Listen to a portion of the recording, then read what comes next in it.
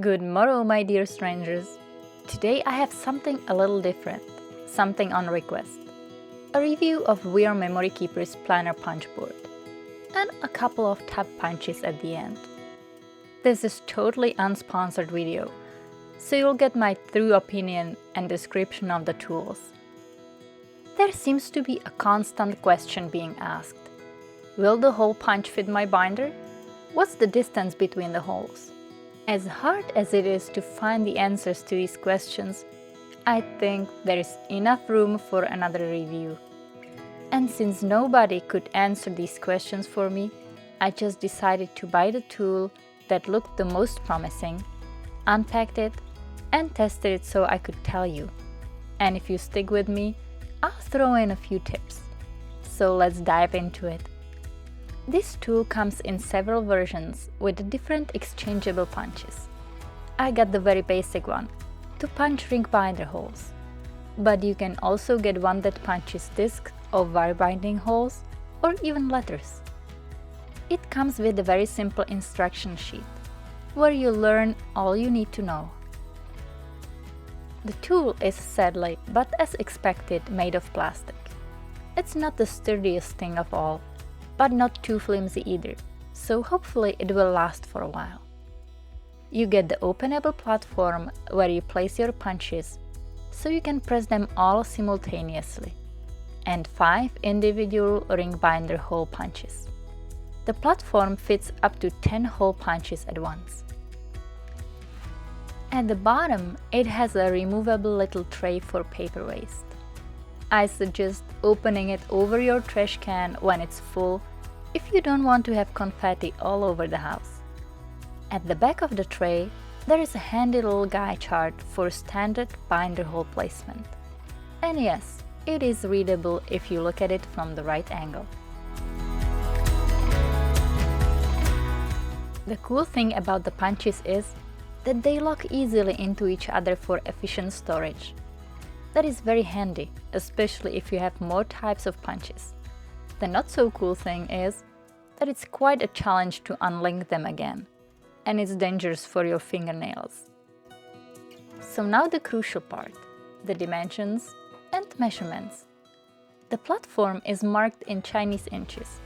I mean, it's not exactly inches and millimeters either, but the little slots are almost 1/16 of an inch apart, which is almost 2 millimeters.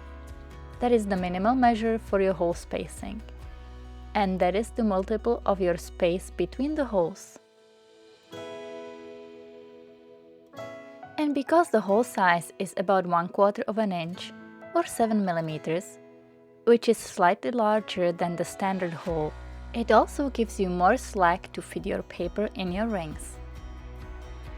The holes might not be precise, but they should fit any type of binder up to the A4 or letter size. I don't actually know any larger binder out there. If you do, please let me know in the comments. Now you might be thinking, how does a letter-sized paper fit when the punch is only 7 inches long? I'll show you in a minute. Let's install the punches in the slots first. They each have a little tab at the bottom and the front, so they can nicely sit in the slots. The slots are numbered, so you can follow the instructions on the hand guide or follow your specific paper. Now, the simple trick with a large piece of paper is that after you set up your punches, you first punch one side of the paper, then flip the paper over and punch the other side. You do this with any paper larger than 7 inches. Any smaller papers you can punch at once, of course. Well, unless you need your holes placed closer than the 2 punches next to each other. Then you would first punch one set of holes, then move the punches over and punch the second set of holes. So you see, it's surprisingly versatile and probably the only tool you need to punch the holes for extra papers and dividers for all of your assorted journals. Now, if you want to punch a piece of paper with odd holes, which is not listed in the little guide chart, just place your original paper on the scale and align the punches with existing holes.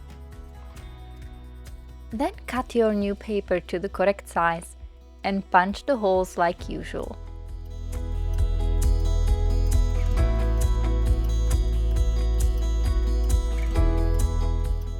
I'm so excited that I was able to find a hole punch to fit my art journal with such non-standard hole spacing. I was really getting tired of punching the holes one by one with a crocodile. I hope I answered your most asked question, and I hope you can now make holes for your special journals too. If you enjoy my videos, please give me your thumbs up, and if you like to watch all kinds of creative and crafty videos, please subscribe. And if you are interested in tabs for your divider pages, stay with me a little longer, because in my little shopping spree, I got tempted by these awesome tab punches. These particular ones are from Artis Decor. I had one from Vaessen Creative in my hand, which felt the same, just a different color. Others I have seen were from KW Trio and Craftelier. They all look alike, but that doesn't mean they are really the same. Since all is made in China, you never know what quality it's going to be until you hold it in your hand.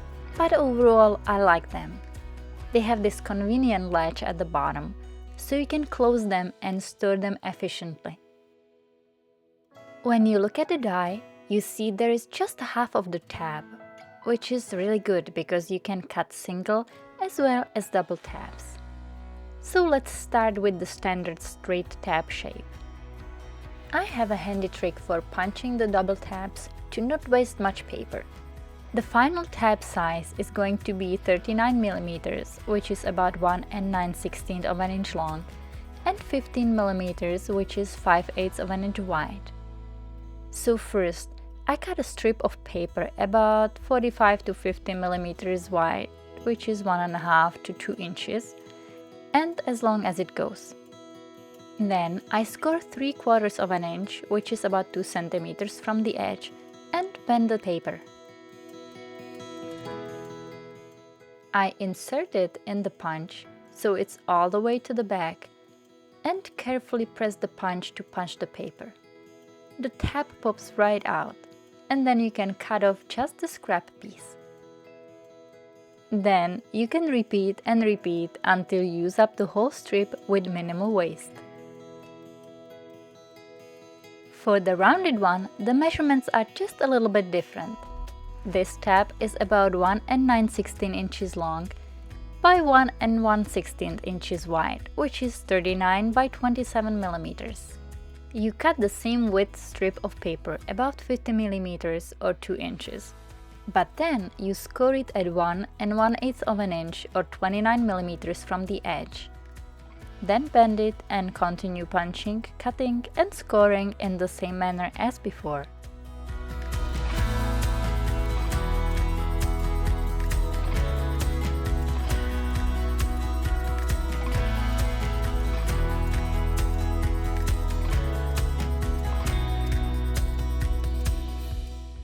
As I mentioned before, it's really useful that the punch is only half of the tab.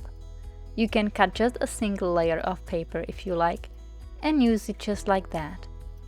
The rounded tab looks great even upside down. I hope you've enjoyed this simple unboxing video and maybe learned some useful tips. And I hope to see you next time. I think I will be making a winter cat house for my outside kitties. It just started really snowing and it's getting seriously cold. See you next time.